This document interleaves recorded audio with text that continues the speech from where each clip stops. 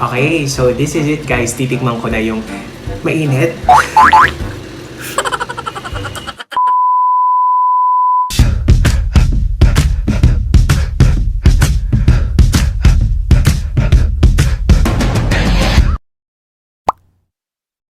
Hey guys! Welcome back to my YouTube channel. Bago ang lahat, gusto ko na magpasalamat sa lahat ng nanood, nag-like, nag-share, at nag-comment din sa latest video ko na Strawberry Cheese Pan de Sal. Sa mga hindi pa po nakakapanood, pwede pa po kayong humabol dahil showing pa po siya now on its second week. Kaya nood na guys!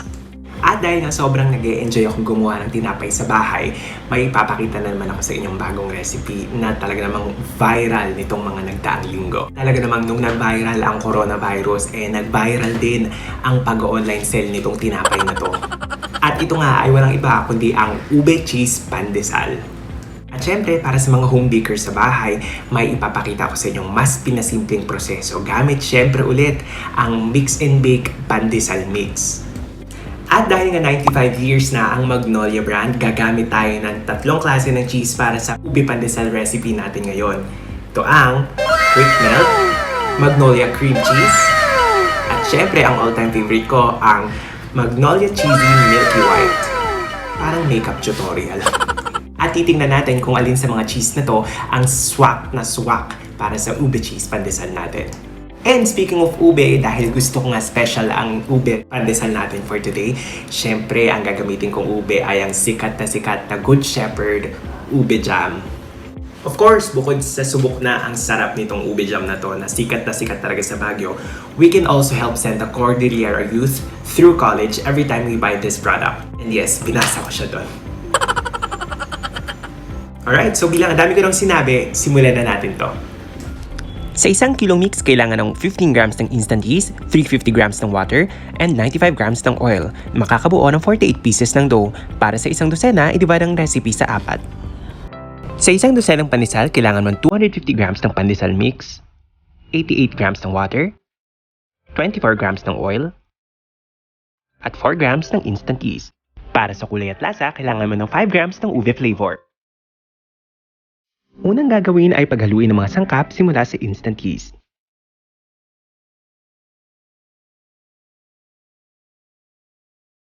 Sunod ay idagdag ang tubig. Then, ang ube flavor.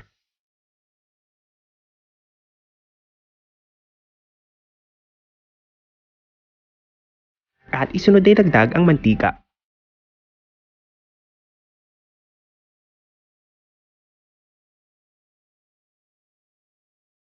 Haluin lamang ang mga ito hanggat sa ma-hydrate ang mga ingredients.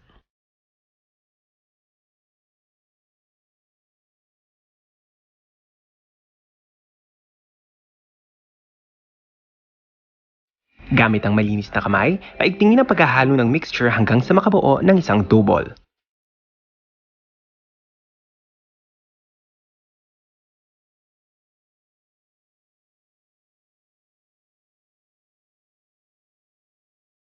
Sa malinis na tabletop, ipatong ang iyong dough ball at simula ng pagmamasa.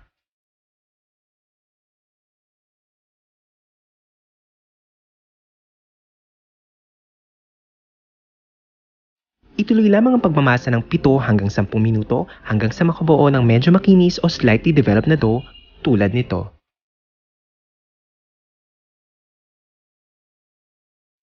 Matapos ang pagmamasa, ilagay ang nabilog na dough sa bowl at i-rest ng 30 minutes para mas ma-develop pa ang gluten. Huwag kalilimutang takpan ito para hindi ma-dry ang dough habang nagre-rest. Habang namamahinga ang dough, maaari mo nang i-prepare ang iyong ube jam, maging ang iyong cream cheese, quick melt, at Magnolia cheesy milky white na gagamitin mo sa iyong palaman.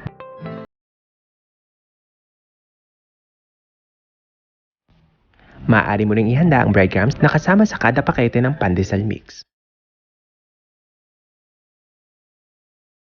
Matapos ang 30 minutes, i-check ang gluten window para masiguradong fully developed na ang dough. Para i-check ang gluten window, unti-unting i-stretch ang dough hanggang sa makabuo ng thin film na siyang magtatrap ng air na mapuproduce ng yeast habang tayo ay nagpapaalsa. Ito ang nagbibigay ng volume sa ating mga baked products. Matapos masigurong fully developed na ang dough, maaari nang simulan ang pagdivide nito into 30-gram portions. Para mapadali ang pagsiscale ng dough, maaari munang gawin na itong baston at saka hatiin ng pantay-pantay. Maaari ding gumamit ng weighing scale o timbangan para makasiguradong pantay-pantay at sakto ang timbang ng bawat dough na magagawa.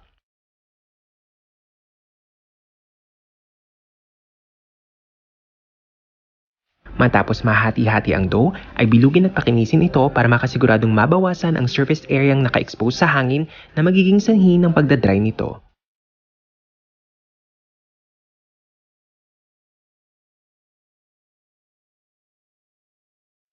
Para simulan ng pagpapalaman, kumuha ng isang pirasong dough at i-flatten.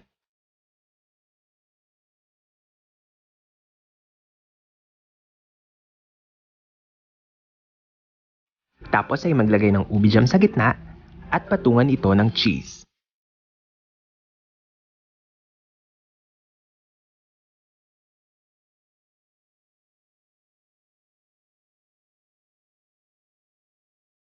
Sa pagsisil ng dough, dahan-dahang iangat ang gilid ng dough, tsaka pagsamahin at pisilin. Siguraduhin lamang na completely sealed ang dough bago idawdaw sa breadcrumbs.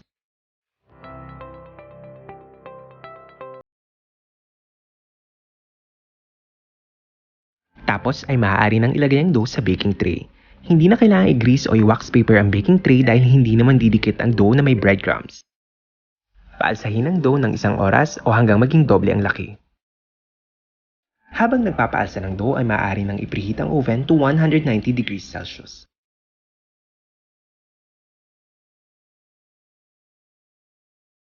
Matapos magpaalsa ng halos 1 oras, maaari mo nang i-bake ang iyong dough ng 12 to 15 minutes.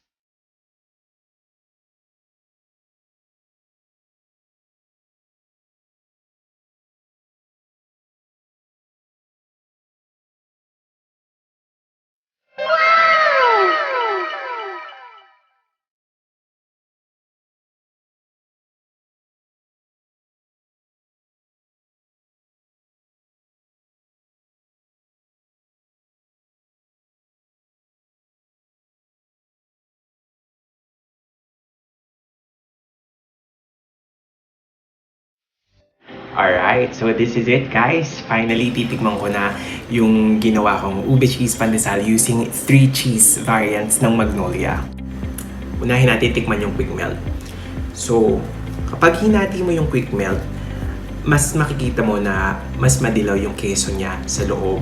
And syempre, nag-melt nga yung cheese ng quick melt. So, mas nakikita mong mas basa siya. At since nag-melt siya, mas butas yung loob. Tapos, pag tinikman mo na siya, yung lasa niya is maalat-alat. Typical of processed melting cheese. Kung gusto mong mabalanse yung tamis ng ube para sa ube cheese pandesal, use this. Sunod naman natin tikman ay yung with cream cheese filling. Now, pag hinati mo yung pandesal with cream cheese sa loob, makikita mo na medyo lumambot yung cheese, pero hindi sobrang natunaw compared to quick melt. Andun pa rin yung body ng cheese intact.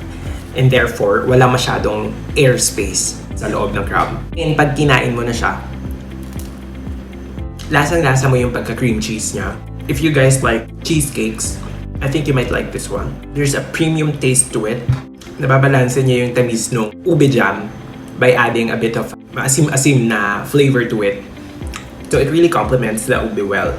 Siyempre, last but not the least, ang Magnolia Cheesy Milky White Cheese. Kapag hinati mo siya, makikita mo na medyo nag-soften yung cheese, very white, and ito yung pinakamagandang cheese na nakita ko dito sa tatlong ito.